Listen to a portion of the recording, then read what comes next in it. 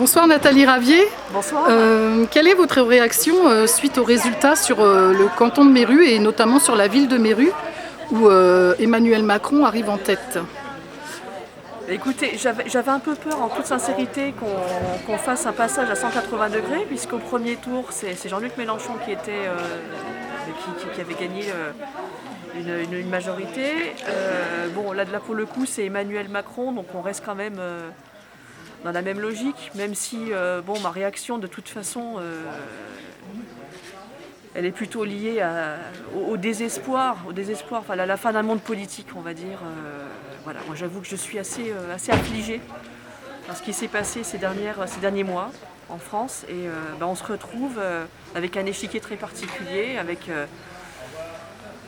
des extrêmes à gauche, à droite, et puis au centre maintenant. Voilà, donc, Et ça vous surprend justement la montée des extrêmes avec des résultats je pense qu'à qu'on n'a force jamais de jouer connus? avec le feu, un jour le feu va gagner, quoi. Donc moi je pense que le candidat Macron qui a gagné, donc le président qui va rester président pour les 5 ans à venir, doit se remettre en question, son gouvernement aussi, et puis se poser des questions par rapport aux résultats.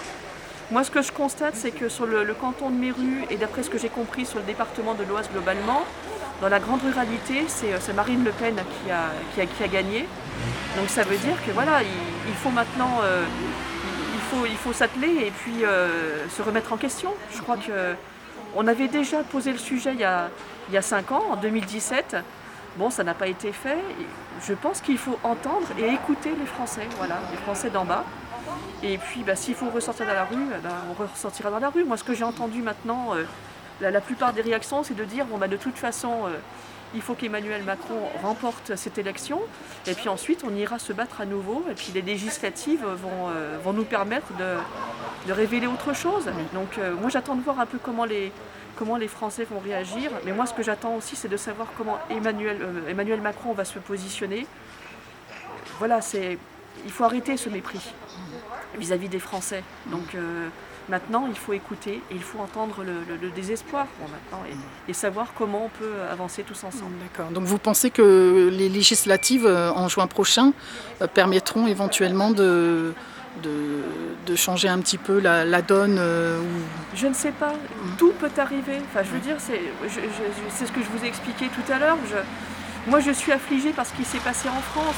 Voilà, il y a des ténors politiques qui ont permis la fin de partis dits traditionnels.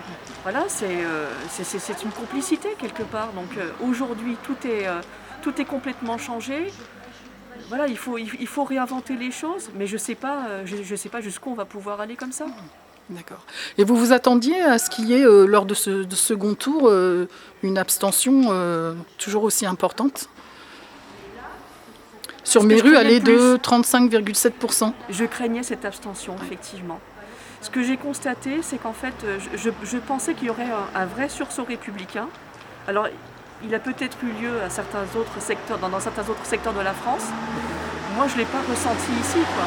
Donc, je sais qu'il y a des personnes qui sont venues voter au premier tour. Elles ne se sont pas déplacées au deuxième tour. D'accord. Ça aussi, ça pose question quand même. Très bien, je vous remercie.